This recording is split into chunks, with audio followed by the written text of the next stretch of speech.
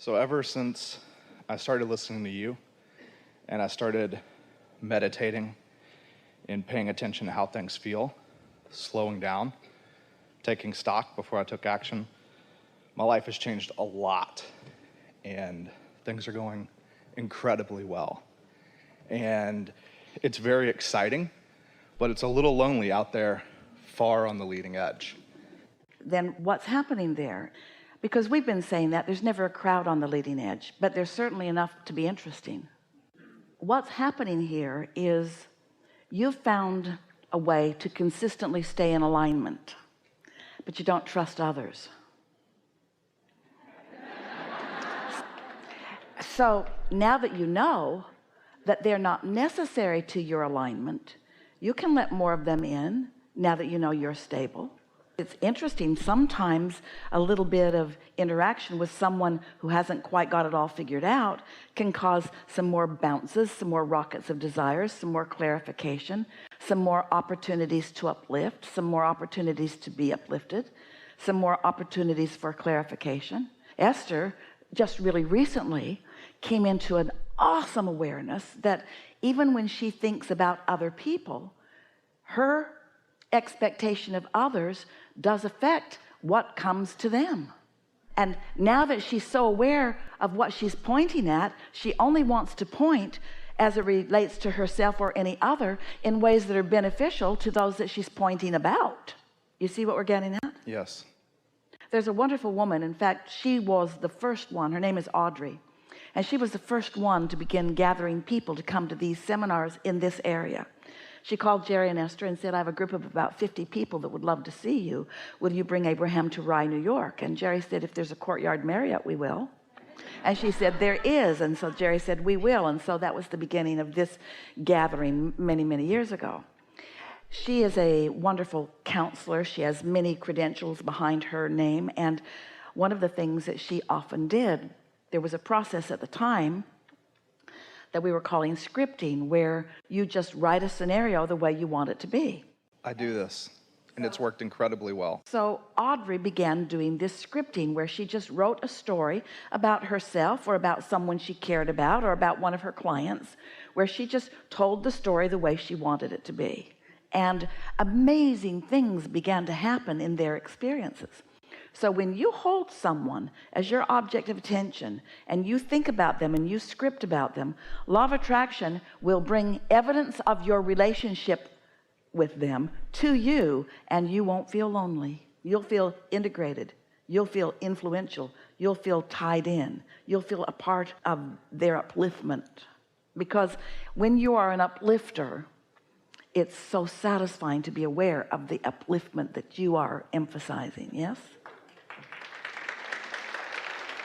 I want to get back to that. I really loved doing that. It felt euphoric to speak these things into being, speak into what my physical body would be like, the homes I would live in, the travels. Yeah. And so many of them have come true. Yes. And I would just start to think bigger and bigger and more exciting, more interesting. Esther's been playing a game where she takes a sheet of paper, draws a line down the middle, and writes satisfying on one side and unsatisfying on the other. And then if something occurs to her, she just draws an arrow whichever way it points. So let's say that we take the conversation that you began with today, and you talk about how clarity has come to you and your application of this has come to you, satisfied, you're thriving relative to so many things, feeling so good, satisfied, but lonely, unsatisfied. So you draw the arrow that way. Now, take that subject of it's a little lonely out here on the leading edge, and then see if you can find some way of making that lonely feeling or that unsatisfied feeling, that dissatisfaction, feel more satisfying. You might say to yourself something like, well, for a while I wanted to stabilize, and so I sort of drew into myself. And that was a good decision for you to make when you were feeling a little unstable.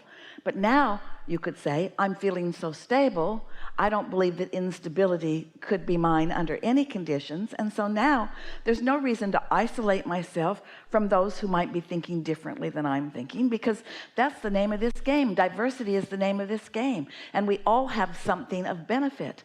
Esther was telling someone the other day that she loves the feeling of winning when she's co-creating with someone, maybe a house builder, maybe the car salesman. It doesn't matter who it is. Win-win. And Esther was acknowledging that while she likes to thrive, she likes them to thrive too. And if in engagement with someone, if they're not winning, then she doesn't win, because their winning is such an important part of her winning. Because when you're an uplifter, you want to always be doing that, and that's sort of what we're talking about, isn't it? So while it might have been prudent to withdraw your attention while you stabilized and showed yourself how easy it is for you to thrive, now you've got a different priority, in that now that lonely feeling is maybe pointing you toward the fact that you're wanting to help some others to thrive too. So what we're getting at is this vortex that we talk about, this vibrational reality that you've created. There's all kinds of people that you've put in there, people who you care about, who are in there. You care about them, and so you must find satisfying thoughts about them. And sometimes they don't behave in satisfying ways, which means you've got to find a way to be satisfied anyway. You can't rely on them to behave in satisfying ways. And that's what makes you sort of want to throw some people out of your experience altogether, because you care about them and they misbehave, and then you feel bad and you think you have no control. But you do. You have control. You can be satisfied about them even when they're misbehaving. You can be satisfied because they're still in the early stages. You can be satisfied because they're still in step one. You can be satisfied because they're filling their vortex with all kinds of wonderful things.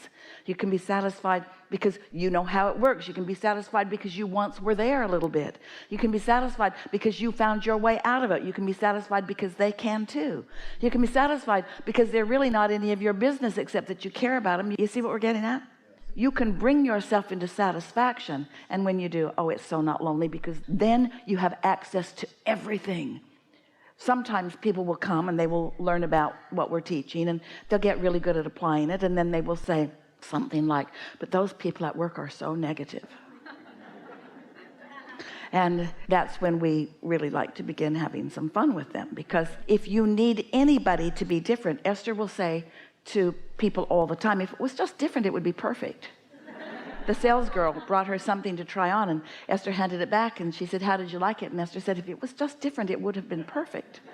There's room for improvement everywhere. That's what this universe is about, and it certainly is what you are about. More. Can I have a follow-up?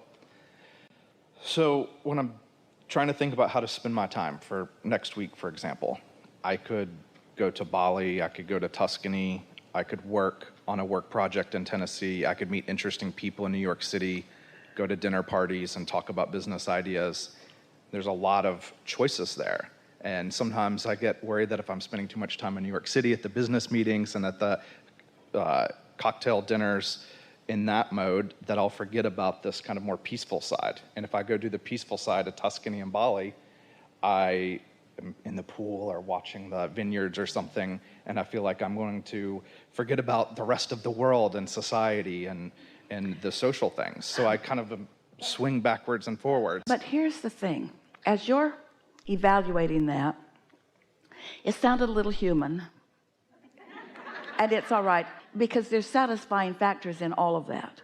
But if you will just remember that you've created a vortex, and your inner being knows your innermost desires. Your inner being knows what you care most about. Your vortex has been pre-prioritized for you.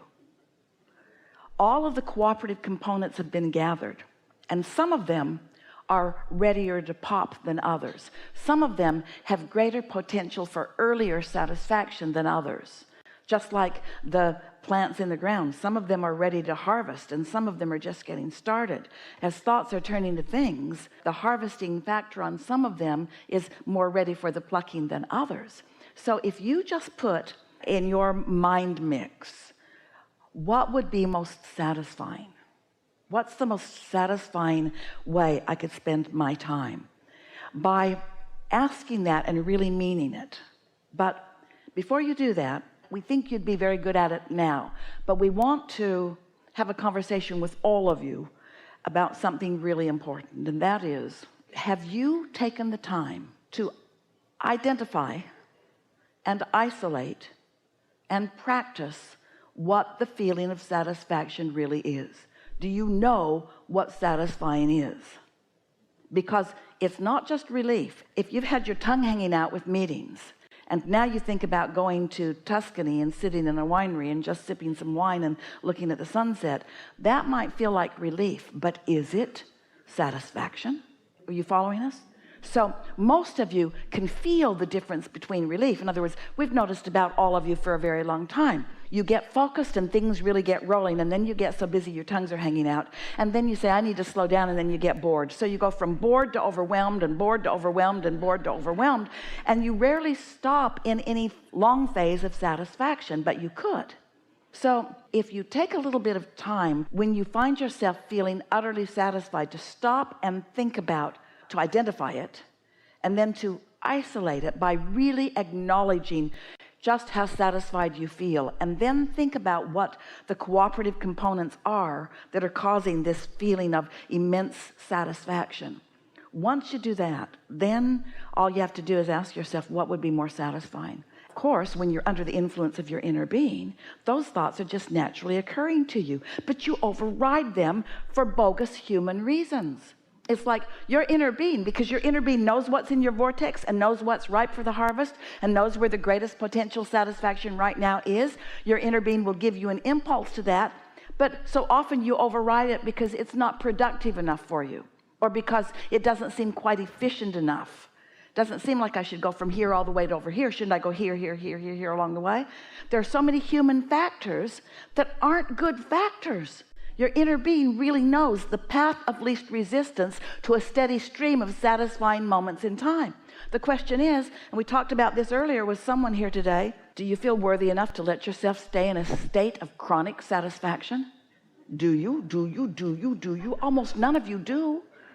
You feel like you need to pay some price, or you need to demonstrate something that makes you at least appear to be worthy of the good stuff that's flowing. It's a rare one of you who could really say and mean, really know it and mean it when you say it, that you really believe that you are worthy enough, that you should be able to get on a trend, on a trail, on a track of following the guidance from your inner being that just leads you from one wonderful moment to another, to another, to another, to another, to another. Most of you aren't willing to do that because you don't feel worthy of that. This is a big conversation. Now, there's certainly plenty of worthiness going on in your experience, or you couldn't have allowed all the good stuff in that you've allowed in. But there's always room for more improvement, isn't there? And you ask the question of us, and the answer is chronic satisfaction. When you really mean that, then the universal timing that is so interesting just displays itself to you constantly. And that's when you begin to feel maybe a little lonely, because the universe is performing just for you. There's not a crowd of people that were with you that day that hawk swooped down right across your car, right at that moment when you had a thought that the hawk was confirming, but you knew it. You knew it. You were the audience of one that the whole universe is focused upon.